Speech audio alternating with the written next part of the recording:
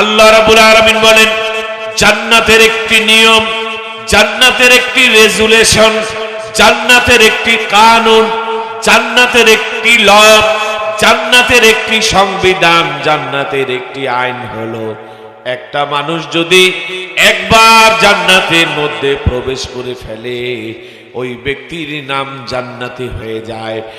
আর যার নামের সাথে জান্নাতি নামক স্তুতি যুক্ত হয়ে গেল, জান্নাতি নামক ডেজিগনেশন যার নামের সাথে প্লাস হলো, জান্নাতি নামক কোয়ালিটি যার নামের সাথে জুড়ে গেল, জান্নাতি নামের সিফাত, জান্নাতি নামের গুণাগুণ যে ব্যক্তি ধারণ করতে পারলো ওই ব্যক্তির জন্য চিরদিনের জন্য জাহান্নামের আগুন হারাম হয়ে গেল।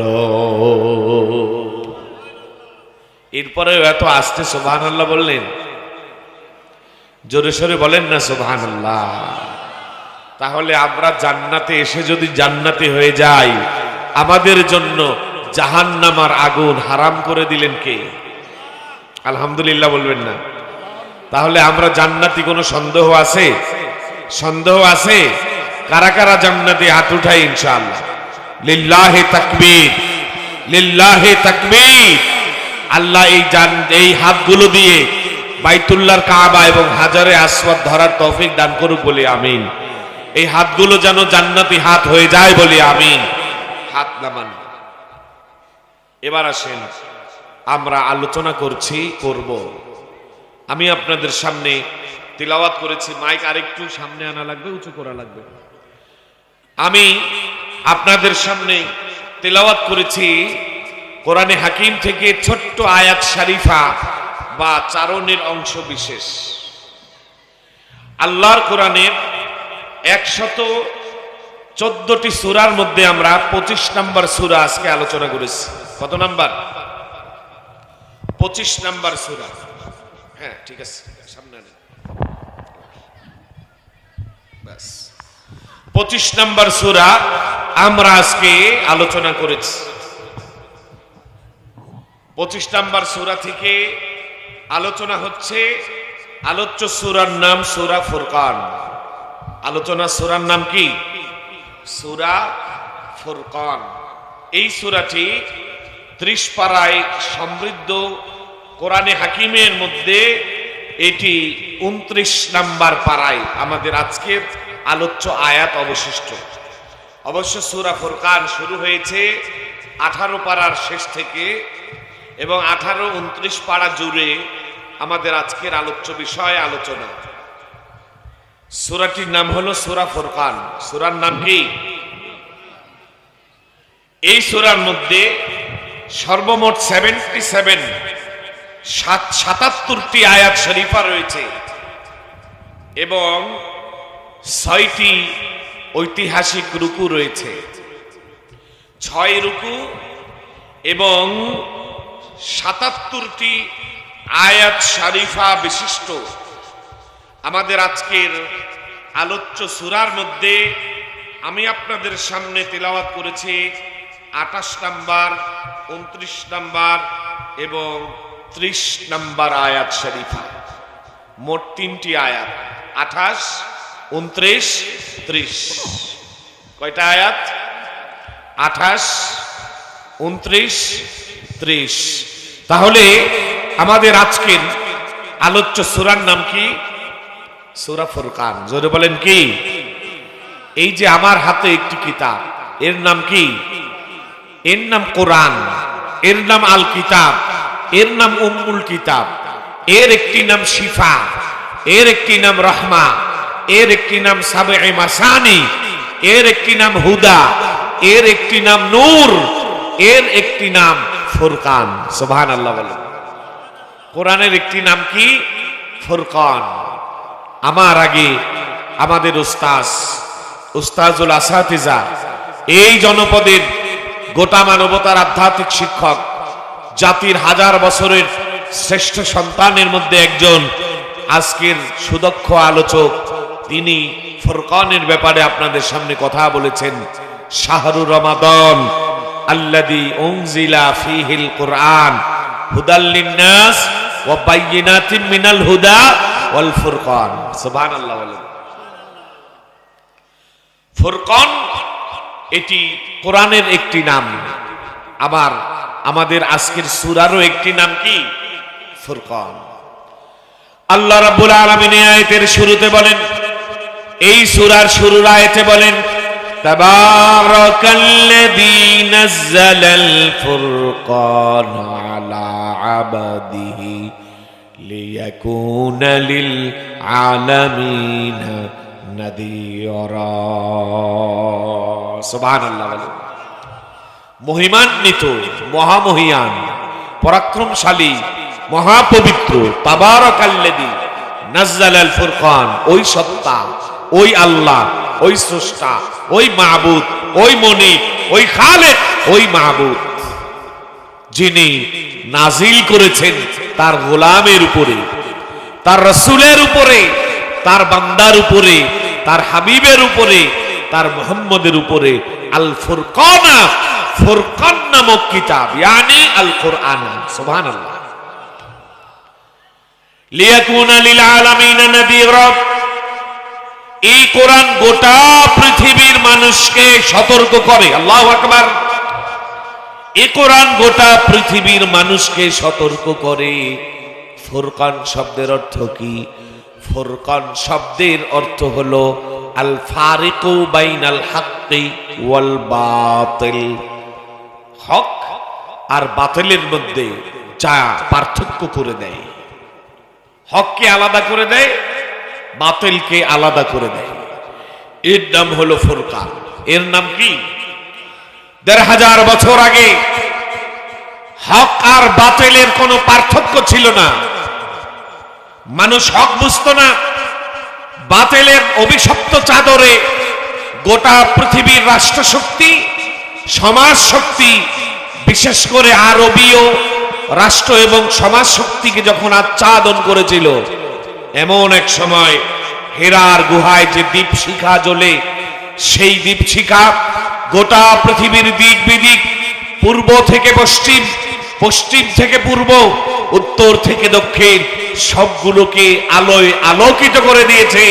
তার নাম হলো ফুরকান। সুবহানাল্লাহ বলেন। আমার ভাইরা, আমাদের বাবা সাইয়্যিদুনা আদম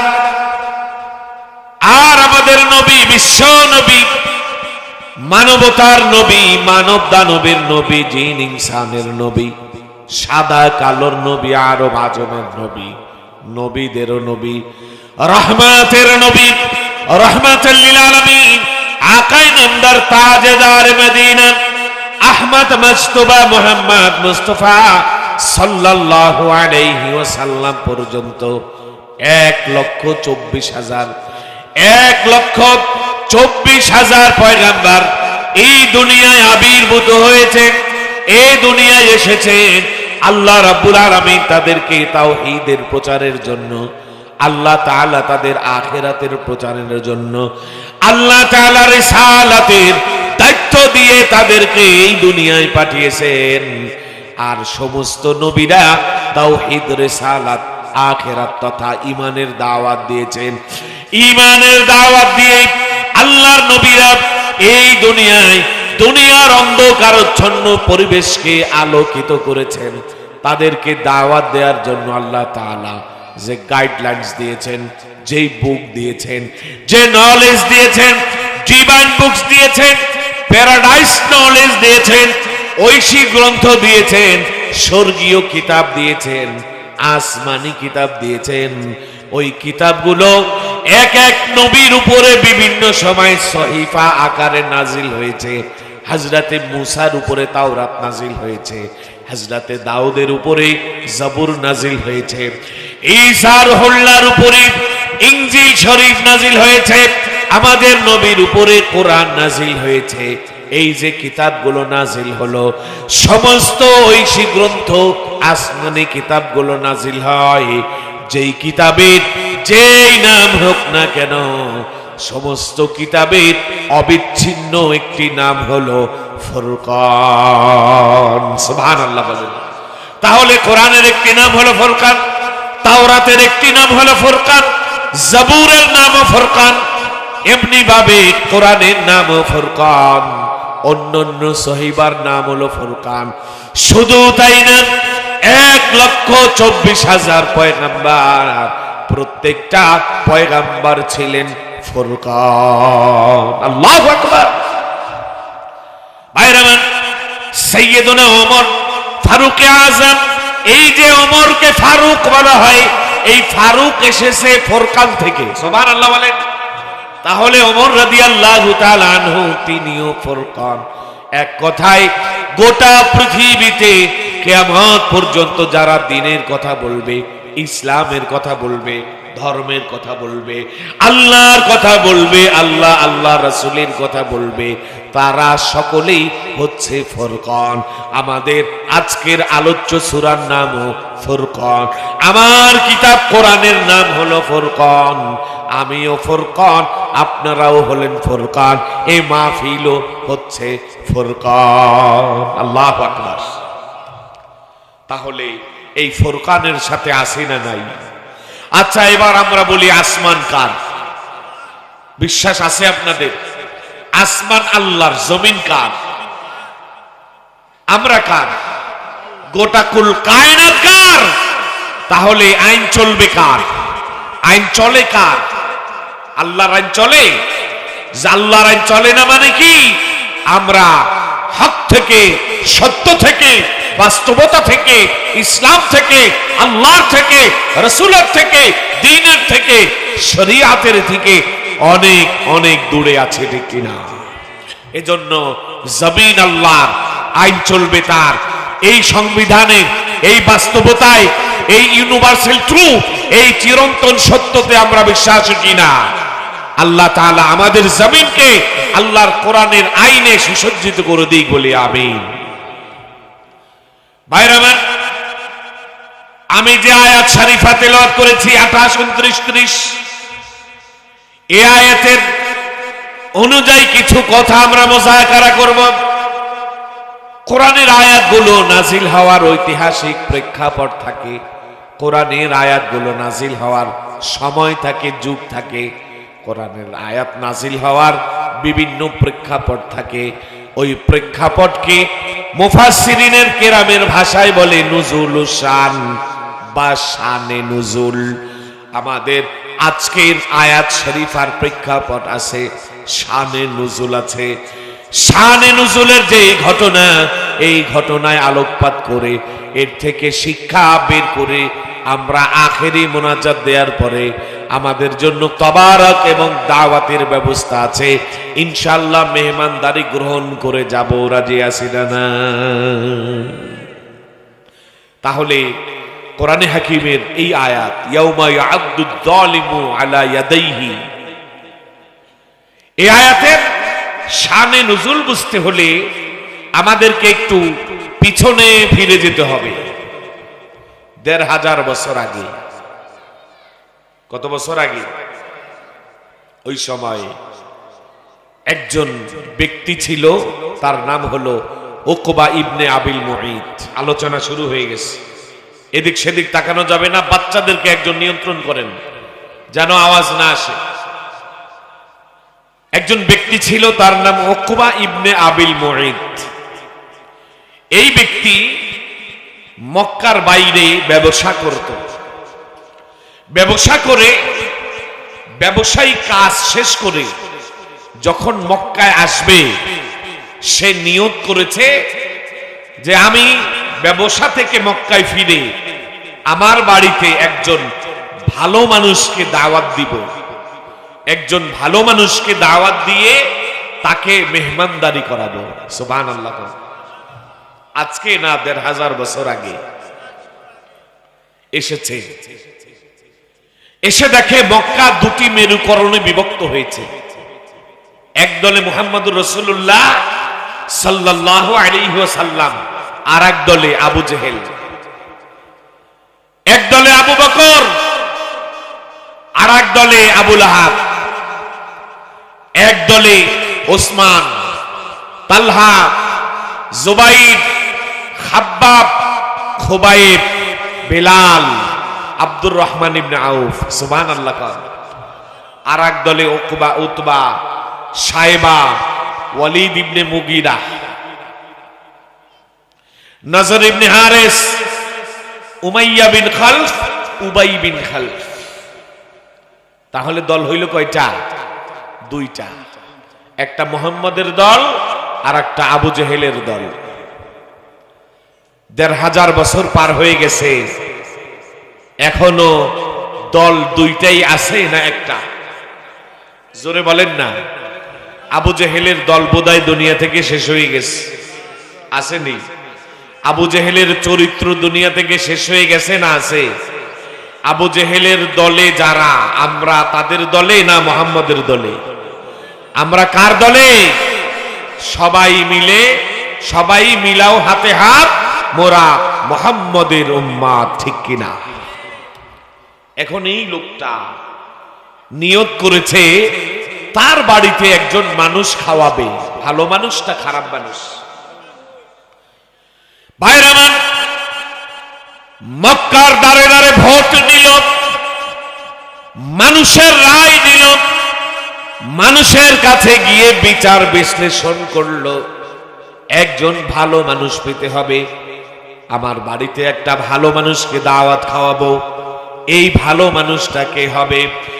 ভালো মানুষ খুঁজতে গিয়ে, ভালো মানুষ খুঁজতে গিয়ে যার কাছে জিজ্ঞেস করে ভালো মানুষকে, মক্কার ভালো মানুষের নাম বলো, ওই ব্যক্তি বলে ধর্মের কারণে, বিশ্বাসের কারণে, চিন্তাগত দিক থেকে আমরা অনেকেই মুহাম্মদের বিরোধিতা করি, আবার অনেকে মুহাম্মদের পক্ষ নেয়।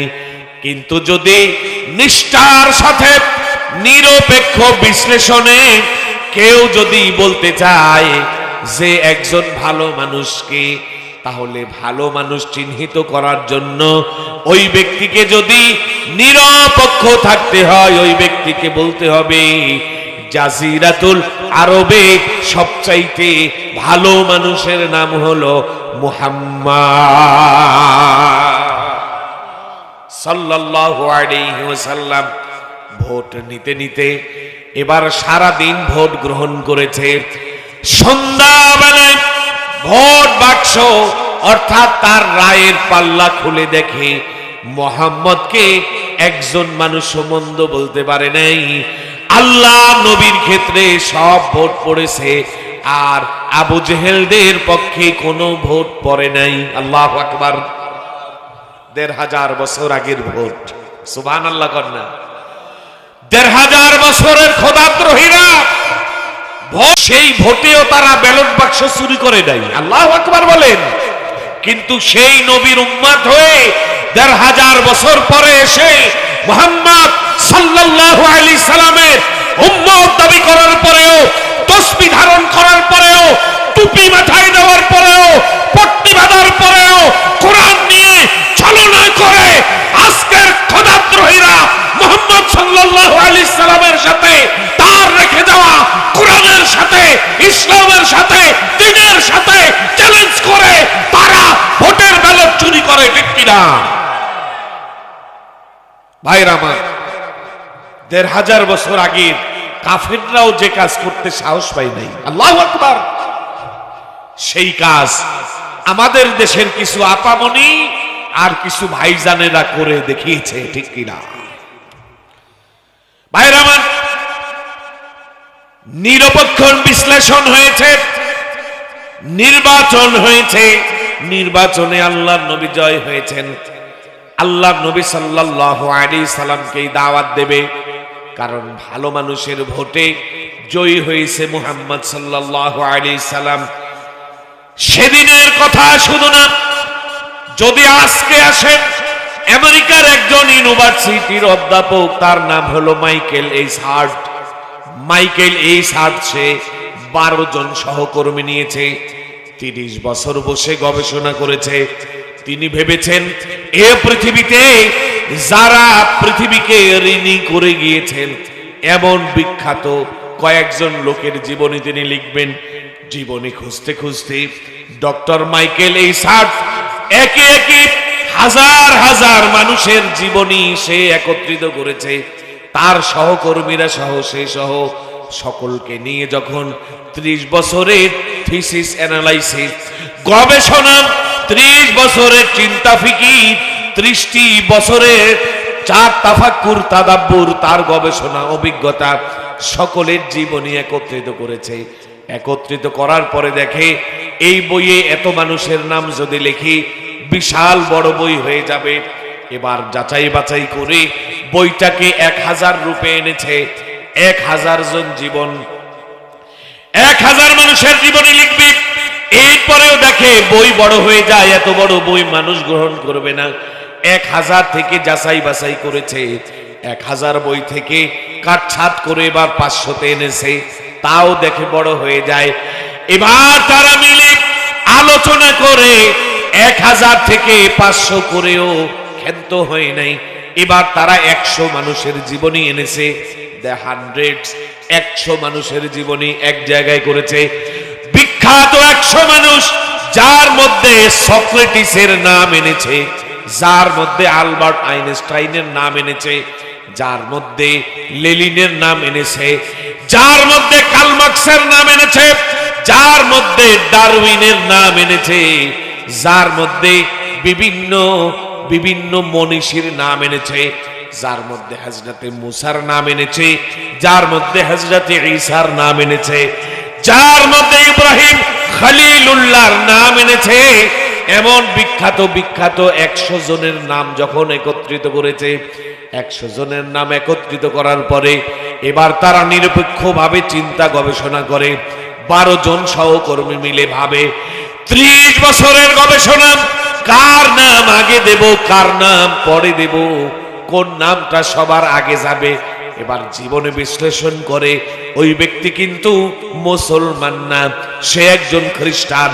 খ্রিস্টান এই নাসরানি ধর্মের ব্যক্তি মাইকেল এইস হার্ট এবার চিন্তা ফিকির গবেষণা করে, তার 12 জন সহকর্মীরা গবেষণা করে। গবেষণা করে দেখা গেল যদি নিরপেক্ষ অনুবীক্ষণ যন্ত্র দিয়ে কারো জীবনী দেখে কোনো ভুল না ধরা যায়, যদি পবিত্র কোন জীবনী খুঁজে বের করা যায়, ওই জীবনীর নাম হলো শ্রেষ্ঠ নবী মুহাম্মাদুর রাসূলুল্লাহ সাল্লাল্লাহু আলাইহি সাল্লামের জীবনী। সুবহানাল্লাহ। আল্লাহর নবীর জীবনী, আল্লাহর নবীর হিস্ট্রি, আল্লাহর নবীর সিরাত, যার ব্যাপারে আমার আল্লাহ রাব্বুল আলামিন বলেন লাকাদ কানা লাকুম ফি রাসূলিল্লাহি উসওয়াতুন হাসানাহ, I you have best example in my prophet মুহাম্মাদুর রাসূলুল্লাহ সাল্লাল্লাহু আলাইহি ওয়াসাল্লাম। ও গোটা দুনিয়ার মানুষ, ও গোটা দুনিয়ার মানুষ, তোমরা শুনে রাখো, তোমাদের জন্য উত্তম আদর্শ হলো আমার নবী মুহাম্মাদুর রাসূলুল্লাহ সাল্লাল্লাহু আলাইহি ওয়াসাল্লাম। এবার তারা গবেষণা করলো, চিন্তা গবেষণা করে তারা দেখে অন্য কাউকে জায়গা দেওয়া যায় না। সক্রেটিস 1 নম্বরে আসে না, নীল আর্মস্ট্রং 1 নম্বরে আসে না, লেনিন 1 নম্বরে আসে না, কার্ল মার্কস 1 নম্বরে আসে না, ডারউইন 1 নম্বরে আসে না, আলবার্ট আইনস্টাইন 1 নম্বরে আসে না, গৌতম বুদ্ধ 1 নম্বরে আসে না, কৃষ্ণ রাম 1 নম্বরে আসে না, পয়গম্বর ইব্রাহিম 1 নম্বরে আসে না, পয়গম্বর মুসা 1 নম্বরে আসে না, পয়গম্বর ঈসা 1 নম্বরে আসে না। এমনি ভাবে কাউকে 1 নম্বরে দেওয়া যায় না। 1 নম্বরে যদি দিতে হয় তার পবিত্র জিন্দেগি দেখে, সে হলো বিশ্ব নবী মুহাম্মাদুর রাসূলুল্লাহ সাল্লাল্লাহু আলাইহি সাল্লাম। এই জন্য সে সিদ্ধান্ত নিল তার বইতে সবার আগে আমার নবীর নাম আসবে। সুবহানাল্লাহ। আমার ভাইয়েরা, 100 মনীষীর জীবনী, 100 মনীষীর জীবনী, এই জীবন গ্রন্থ সাজালো, বই বের হলো। ওই বই খুলে সবাই দেখলো সবার আগে মুহাম্মদের নাম। যে ব্যক্তি একজন মুসলমানের নেতা, যে ব্যক্তি মুসলমানের নবী, যেই ব্যক্তি আল্লাহর নবী, বিশ্ব নবী, আমার নবীর নাম সবার আগে। মুসলমানরা যাকে কলিজার চেয়ে বেশি ভালোবাসে, মুসলমানরা যাকে হৃদয়ের চেয়ে বেশি ভালোবাসে, মুসলমানরা যাকে জীবনের চেয়ে বেশি ভালোবাসে, তাহলে মুসলমানদের জীবনে মুসলমানদের নবীর নাম সবার আগে আসলো কেন? অন্য কারো নাম আসলো না? সেই ব্যক্তি খ্রিস্টান। মাইকেল এস হার্ট, সে একজন খ্রিস্টান অবলম্বনী লোক ছিল। এই খ্রিস্টান লোকটা কেন সবার আগে মুহাম্মদের নাম লেখে? জার্নাল, সাংবাদিক, জার্নালিস্ট, সাংবাদিকরা তার বাড়িতে চলে গেল, তার বাড়িতে ভিড় জমালো, তার সাক্ষাৎকার নেবে, তার ওপিনিয়ন নেবে। এবার তার অ্যাপয়েন্টমেন্ট নিল, তার সাক্ষাৎকার নিল, তার ওপিনিয়ন নিল। সে তার সাক্ষাৎকে রিপ্রেজেন্ট করলো, সবার সামনে উপস্থিত হলো। এবার সাংবাদিকরা প্রশ্ন করে, ও মাইকেল এস হার্ট, ও মাইকেল এস হার্ট, তুমি একজন খ্রিস্টান ধর্মের লোক হওয়ার পরেও তোমার বইতে সবার আগে কেন মুহাম্মদের নাম লিখলে? আসলে এর মধ্যে কি কারিশমা আছে, কি জাদু আছে, কি কারিশমা আছে, কি জাদু আছে, কি তথ্য আছে, কি রহস্য আছে? সবার আগে কেন মুসলমানদের নবীর নাম? এবার মাইকেল এস হার্ট বলেন, ও আমার জার্নালিস্ট, সাংবাদিক ভাইয়েরা, তাহলে শোনো। ও আমার জার্নালিস্ট, সাংবাদিক ভাইয়েরা, এবার তোমরা শুনে রাখো। আমি সবার জীবনকে অ্যানালাইসিস করেছি, সবার জীবনে থিসিস করেছি, জীবনী নিয়ে মেডিটেশন করেছি, জীবনী নিয়ে গবেষণা করেছি, জীবনী নিয়ে আমি চিন্তা ফিকির করেছি, তাফাক্কুর তাদাব্বুর করেছি, বিচার বিশ্লেষণ করেছি, জাস্টিফাই করেছি। আমার জাজমেন্ট, আমার জাস্টিফাই, আমার চেক, আমার পরীক্ষণ, আমার নিরীক্ষণ, আমার গবেষণা সবকিছু আমাকে বলে দিয়েছে, ও মাইকেল এস হার্ট, নিরপেক্ষ বিশ্লেষণে যদি তোমার বই লিখতে হয়, তাহলে তুমি সবার আগে ওই পবিত্র মানুষটার নাম লেখো, যার নাম মুহাম্মাদুর রাসূলুল্লাহ সাল্লাল্লাহু আলাইহি ওয়াসাল্লাম। সুবহানাল্লাহ। ভাইরা আমার, এবার তারা বলল, আচ্ছা তাহলে তো চমৎকার কথা, তুমি তো মুসলমান নও, তুমি একজন খ্রিস্টান, একজন খ্রিস্টান, একজন নাসারা। তুমি খ্রিস্টান হয়ে মুসলমানদের নবীর উপরে এত আসক্ত হয়ে গেছো, তাহলে কি তুমি ইসলাম ধর্ম কবুল করবে? মাইকেল এস হার্ট বলল, না, আমি ইসলাম কবুল করব না। কেন করবে না? বলে, আমি আল্লাহর নবী, মুসলমানের নবী, বিশ্ব নবী, জীবনী গবেষণা করেছি, জীবনী থিসিস করেছি, ভেবেছি, দেখেছি, চিন্তা ফিকির করেছি, জাস্টিফাই করেছি, তাফাক্কুর তাদাব্বুর করেছি, পরীক্ষা নিরীক্ষা করে দেখেছি আল্লাহর নবী যেই আদর্শের উপরে ছিল, আজকের মুসলমান ওই আদর্শের উপরে প্রতিষ্ঠিত না। কথাটা শুনতে খারাপ মনে হলেও আপনাদের কি মনে হয় এটা বাস্তব না অবাস্তব? আমার নবীর যে আদর্শ, আমার নবীর যে তরিকা আল্লাহর নবী আমাদেরকে দিয়ে গিয়েছেন, সেই ঐতিহাসিক বক্তব্য বিশ্ব নবী জাবালে রহমাতে মসজিদে নবীরায় আল্লাহর নবী দাঁড়িয়ে পর্বতমালার উপরে থেকে ঐতিহাসিক খুতবা দিলেন। সেই বক্তব্যে বিশ্ব নবী বলেছেন, তারাক্তু ফীকুম আমরাইন ইয়াবতাদিল্লু মা তামাসসাকতুম বিহিমা কিতাবাল্লাহ ওয়া সুন্নাত রাসূলিহি। মুসলমান, আমি নবী পৃথিবী থেকে বিদায় হয়ে যেতে পারি, আমি নবী তোমাদের জন্য দুটি জিনিস রেখে গেলাম, একটা হচ্ছে আল্লাহর কোরআন, আর একটা হচ্ছে নবীর তরিকা হাদিস সুন্নাহ। তোমরা এই দুটি জিনিসকে আঁকড়ে ধরবে, যতদিন পর্যন্ত তোমরা এই দুটি বস্তুকে ধরে রাখবে ততদিন পর্যন্ত তোমরা পদস্খলিত হবে না, ঠিক কিনা? কিন্তু আমরা ধরে রাখতে পেরেছি, আমরা সেই কোরআন থেকে দূরে চলে গেছি। কোরআন জানা মানা তো দূরের কথা, কোরআনকে বিশুদ্ধভাবে পড়াই শিখলাম না, ঠিক কিনা? আল্লাহর নবী বলেন, আল কোরআন হুজ্জাতুল লাকা ওয়া আলাইক। কিয়ামতের ময়দান, মুসিবতের সময় এই কোরআন কারো পক্ষে দলিল হবে, কারো বিপক্ষে দলিল হবে। বলি নাউজুবিল্লাহ। এই কোরআন দিয়ে রাষ্ট্র পরিচালনা করতে হবে, এই কোরআনময় রাজনীতি করতে হবে, এই কোরআনময় ব্যক্তি জিন্দেগি সাজাতে হবে, পারিবারিক জিন্দেগি সাজাতে হবে। এই কোরআন দিয়ে রাষ্ট্রীয় দেশে আন্তর্জাতিক জীবনে সাজাতে হবে। জীবনের প্রত্যেকটা পদক্ষেপ এবং পড়তে পড়তে আল্লাহর কোরআন থাকতে হবে। যদি আল্লাহর কোরআনকে আমরা সঙ্গী হিসেবে চাই, ঠিক কিনা? এই কোরআনের গবেষণা, কোরআনের কথা, কোরআন দিয়ে বলা চলা। আল্লাহর নবী বলেন, মান ক্বালা বিহি সাদাকা, এই কোরআন দিয়ে যারা কথা বলে তারা সত্য বলে। ওয়া মান আমিলা বিহি উজিরা, এই কোরআন দিয়ে যারা আমল করে ওই আমলের প্রতিদান আল্লাহর কাছে আছে। ওয়া মান হাকামা বিহি আদালাত, এই কোরআন দিয়ে যারা বিচার বিশ্লেষণ করে ওই বিচার বিশ্লেষণের মধ্যে ভুল হয় না, সঠিক বিচার হয়। ওয়া মান দাআ ইলাইহি হুদিয়া ইলা সিরাতিন মুস্তাকিম, এই কোরআন দিয়ে যারা আহ্বান করে, যারা ডাকে, আল্লাহ তাআলা তাদেরকে হেদায়েতের পথ দিয়ে দেন, ঠিক কিনা? সুতরাং আমাদের জীবনের কেন্দ্রবিন্দু হবে যে কিতাব, সেই কিতাবের নাম কি?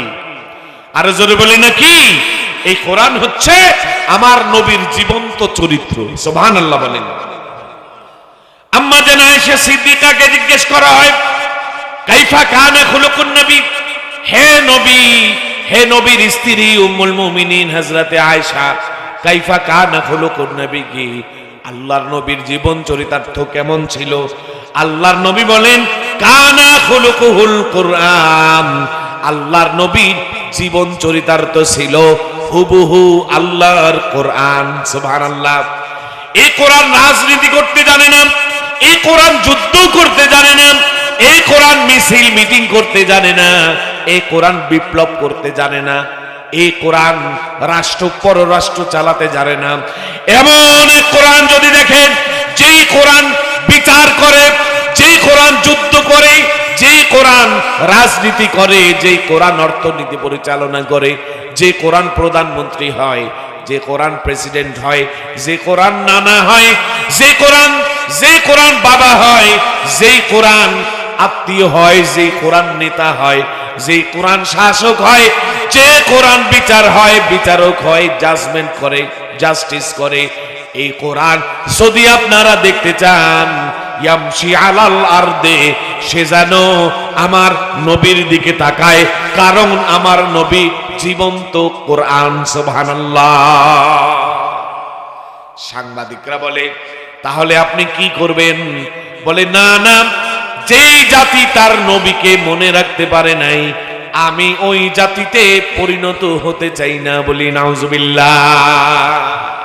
তাহলে নবীর আদর্শ আমাদের ধরে রাখা জরুরি কিনা? ভাইরা আমার, এটা হলো বর্তমান যুগের মানুষের অবস্থা। যারা ভালো মানুষের খোঁজে গিয়ে আমার নবীকে ছাড়া পৃথিবীতে কোনো ভালো মানুষ খুঁজে পায় নাই। সুবহানাল্লাহ। ১৫০০ বছর আগে ভালো মানুষের খোঁজের কথা মনে আছে আপনাদের? উকবা ইবনে আবিল মুঈত এবার খুঁজতে খুঁজতে ভোট ব্যালট এবং রায়ের মাধ্যমে আল্লাহর নবীকে চয়ন করে রাসূলের বাড়িতে গিয়ে বলছেন, মুহাম্মদ ভাতিজা, আমার বাড়িতে আপনার একটু দাওয়াত। সুবহানাল্লাহ। আল্লাহর নবী বললেন, কেন? বলল, আমি ব্যবসায়ের কাজে মক্কার বাইরে ছিলাম, সেখান থেকে নিয়ত করেছি মক্কায় এসে একজন ভালো মানুষকে আমার বাড়ি দাওয়াত খাওয়াবো। আর সেই ভালো মানুষ খুঁজতে গিয়ে আমি ইলেকশন করেছি। আল্লাহু আকবার। ইলেকশন বাংলা হইল নির্বাচন। বাংলায় কি? নির্বাচন। কিন্তু নির্বাচন আমাদের কাছে এখন হয়ে গেছে নির্যাতন। নাম ছিল কি? নির্বাচন, হয়ে গেছে কি? নির্যাতন। কেমনে? নির্বাচনের গণতান্ত্রিক স্লোগান হলো, আমার ভোট আমি দেব, যাকে খুশি তাকে দেব। ঠিক কিনা? কিন্তু আমাদের দেশে আমরা 16টি বছর দেখলাম, আমার ভোট আমি দেব, তোমার ভোটও আমি দেব। ঠিক কিনা? তাহলে আমার ভোট আমি দেব, যাকে খুশি তাকে দেব, এটার নাম হলো নির্বাচন। আর আমার ভোট আমি দেব, তোমার ভোটও আমি দেব, এটার নাম হলো নির্যাতন। ঠিক কিনা? আমার নাম দিয়েছে সুষ্ঠু নির্বাচন, আমি এটাকে বলি সুষ্ঠু নির্যাতন। এটার নাম কি ছিল? একজনে বাড়ি এসে কাঁদতেছে, বউ কয়, কান্দো কেন? কয়, আরে কাঁদবো না, করবো কি, ভোট দিতে গেছিলাম, গিয়ে শুনলাম 10 মিনিট আগে গোরস্থান থেকে পালাইয়া বাবা এসে সিল মেরে আবার গোরস্থানে চলে গেছে। 10টা মিনিট আগে যদি যাইতাম তাহলে তো বাবার সাথে দেখা হইতো। আসলে বাবা গোরস্থান থেকে আসছে না তোমার ভোটও আমি দেব হইছে? কোনটা হইছে? কথা কয় না। হায় রে আল্লাহ, নির্বাচনের আগে পট্টি, বোরকা, এরপরে কি আছে তসবিহ, টুপি, দাড়ি, অভাব নাই। কোরআনকে সামনে নিয়া তসবিহ একটা নিয়া ছবি তোলে, এই ছবি পোস্ট করে। ইমাম সাহেব কয় নেতায় পড়ে কি একটু দেখি। নেতার কাছে গিয়ে বসে দেখে নেতায় কি জানি পড়তেছে। বলে নেতায় কি সুবহানাল্লাহ পড়ে? ইমাম সাহেব মনে মনে কয় সুবহানাল্লাহ সুবহানাল্লাহ সুবহানাল্লাহ। ইমাম সাহেব 15 বার সুবহানাল্লাহ বলছে। 100 দানার তসবিহ নেতার হাতে খতম হয়ে গেছে। ইমাম সাহেব কয় সুবহানাল্লাহ তো কয় না, তো কয় কি? আলহামদুলিল্লাহ কয়নি? আলহামদুলিল্লাহ আলহামদুলিল্লাহ আলহামদুলিল্লাহ। ইমাম সাহেব 15 বার, নেত্রীর তসবিহ 100 বার। ইমাম সাহেব কয় তাইলে আলহামদুলিল্লাহ কয় না, কয় কি? আল্লাহু আকবার। ইমাম সাহেব পড়ে আল্লাহু আকবার আল্লাহু আকবার। ইমাম সাহেবের 15 বার, নেত্রীর তসবিহ 3 বার। তো এইটাও পড়ে না, তাইলে পড়ে কি? এখন জিজ্ঞেস করে আপা একটা প্রশ্ন করব। আপাই কয় এই জন্যই তোদেরকে আয়না ঘরে পাঠানো হয়, ঠিক কি না? আমি যা করি তাও বলবি হা, জুলুম হইলেও হা, ইনসাফ হইলেও হা। কারণ আমি আপা, আমি নেতা, আমি সব। দেখবেন একেবারে পাকঘর থেকে নিয়ে সংসদ পর্যন্ত সব সমস্যার সমাধান একজনের কাছে আছে, ঠিক না বেটি? আপনি কুরমার পাকুড়া খান, আর কি কয় ওই পেয়ারা দিয়ে সবজি বানান, আর কাঁঠাল দিয়ে কি কয় এটা দিয়ে গরুর গোশত রান্না করেন, যা করবেন সব কিছু একজনেই শিখাই দেবে। এরকম একটা রত্ন আমরা পেয়েছিলাম। হায় হায় হায়। আপাই কয় কি প্রশ্ন করো? উল্টাপাল্টা প্রশ্ন করবা না, এমনি আমি দাড়িওয়ালা টুপিওয়ালারে দেখতে পারি না। কয় আচ্ছা আপনি তসবিতে পড়েন কি, এটা একটু জানতে চাই। কেন? বলে না একটু জানতে মন চাইলো কৌতূহল বশত। কয় আমি তসবিতে আয়াতুল কুরসি পড়ি। তসবিতে কি পড়ে? আয়াতুল কুরসি কি 1 সেকেন্ডে 10 বার শেষ হয়? তাহলে আয়াতুল কুরসি তো বিশাল, ওইটা পড়তেই 2 মিনিট লাগে। আপনি কেমন আয়াতুল কুরসি পড়েন? এই জন্য মোল্লা মৌলবীর জায়গা আমার কাছে নাই। আমার কাছে জায়গা আছে ইনু, আমার কাছে জায়গা আছে মেনন, আমার কাছে জায়গা আছে অমক তমক, এর শের। মোল্লাদের নাই। কারণ এই যে প্রশ্ন করো, এত প্রশ্ন কেন? আমি আয়াতুল কুরসি পুরা পড়ি না, আয়াতুল কুরসি বড়, এই জন্য একটু কাটছাট করে ছোট করে পড়ি। ছোট করে কি পড়েন? কয় আয়াতুল কুরসি থেকে আমি আয়াতুল বাদ দিয়ে দিছি। আছে কি? কুরসি মানে কি? কর না কেন? কুরসি মানে শেয়ার। এই জন্য নির্বাচনের আগে আমি তসবিহ দিয়ে বলি share share share share share share share. এইরকম নেতা নেত্রী দেশে আছে না নাই?